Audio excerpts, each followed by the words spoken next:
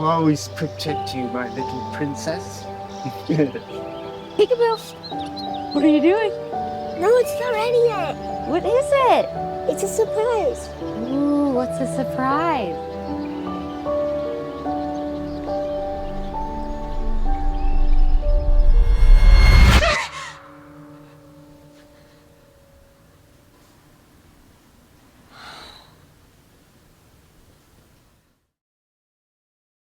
Sort of supernatural horror conceit mixed with a very grounded and emotional approach around loss of a child. And I thought the two leads did a really great job of sort of reflecting the different dynamics of their relationships and their personalities in the space of this grief and in the space of this darkness that was sort of looming over both their lives in a sort of metaphorical sense and in a literal sense around the construct of the tree itself and the sort of evil spirit or the evil energy that was sort of being maintained throughout the couple. So I thought it was interesting ideas thematically that would match with the visual approach of the piece that I thought ended up making sense and I ended up liking it overall. Interesting depiction of grief and the different ways people deal with grief.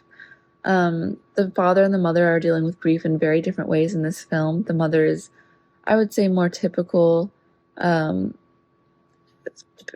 portraying signs of depression, feeling down, grieving her daughter in her daughter's room, where the father is a lot more chipper and wanting to fix everything and going back to planting their garden.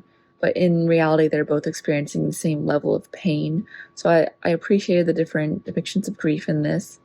I also liked the use of the poison forbidden apple. I thought that had a lot of symbolic meaning, both biblically and in pop culture, with Snow White and the poison apple, and then we have Adam and Eve and their forbidden fruit. But yeah, having that poison apple be what sort of takes them to this other evil side, I thought that was really cool. Everything at the end seems like it's perfect, but then having it flash to reality, that was a really creepy moment for me. It definitely gave me a little chill, especially with the use of the music and the fast cut. Really well done. Just instantly we're in darkness again. I thought it was just a really well done ending and one that left you with chill down your spine as the credits rolled. I really like the cinematography, specifically like the cut, like the metaphorical intercutting or the juxtaposition of images to create meaning.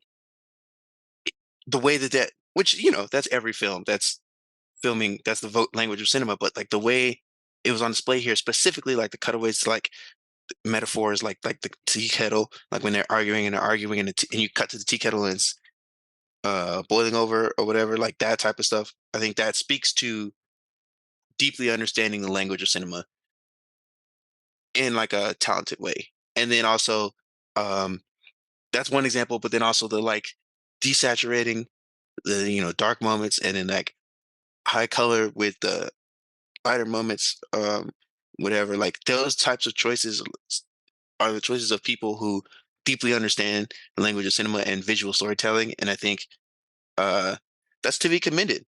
Not to mention the sound design, the acting, every element was top tier here. So great job.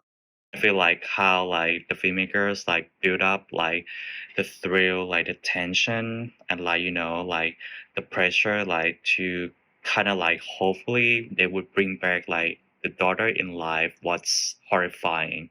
So I feel like it's like a good short film that kind of good in building like the atmosphere and also with the characterization. I feel like it's well done as well, like from the start, and they hopefully they would want like to get like something good back. So like the tremendous like desire, like hope, like it's so scary here. The performances are good and the camera works like done a good thing, like has a big like play like into making this like a good shot horror as well. This was a really cool concept executed really rather well. I enjoyed the premise. The writing was strong. Performances were good. Just they do a great job at just building up the suspense here and having it pay off.